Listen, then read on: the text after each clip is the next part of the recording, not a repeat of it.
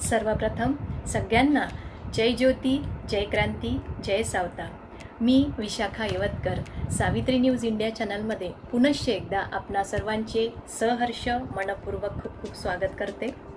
आणि आज आपणास सांगताना अतिशय आनंद होतो आहे की 11 मे महात्मा पदवी दिनानिमित्ताने घरोघरी महात्मा बुक बँकद्वारे फुले दाम्पत्य पुस्तक वाचन संदेश द्यावा असा अभिनव आणि अनोखा असा उपक्रम सावित्री शक्तिपीठामार्फत माननीय साहित्यिक जयकुमार चर्जन सर व माननीय दशरथ कुलधरन सर यांच्या मार्गदर्शनाखाली आम्ही सावित्रीच्या लेखी प्रारंभ करीत आहोत। महात्मा फुले व सावित्रीबाई फुले यांचे साहित्य काव्यपुस्तके आपले वाचून झालेच असेल तर ते पुढे आपण वाचण्यास देऊन फुले दाम्पत्य विचार घरोघरी पोहोचवून फुले दाम्पत्य विचार चळवळीत सहभागी होऊया।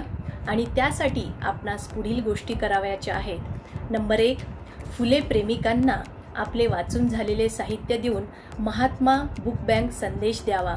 नंबर 2, फुले प्रेमिकांना साहित्य देऊन फुले विचार चळवळ वाढवा व घरोघरी फुले दाम्पत्य विचार द्या।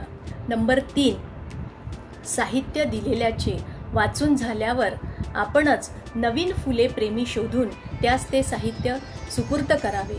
नंबर 4, फुले प्रेमिकास पुस्तक देताना आपला एकत्रित फोटो काढून आपल्या ग्रुपवर तो टाकावा आणि त्यानंतर साहित्य वाचून झालेल्या फुले प्रेमिकांचे मत पोस्टद्वारे ग्रुपद्वारे सर्वांपर्यंत पोहोचवावे। नंबर 6, कारण आजच्या काळात फुले दाम्पत्य विचारच आपल्याला वाचवू शकतील, तेव्हा फुले प्रेमिकांनो हीच फुले चळवळ उभी करूया। महात्मा फुले व सावित्रीबाई फुले दोघेही पती पत्नी जगात सर्वश्रेष्ठ होते।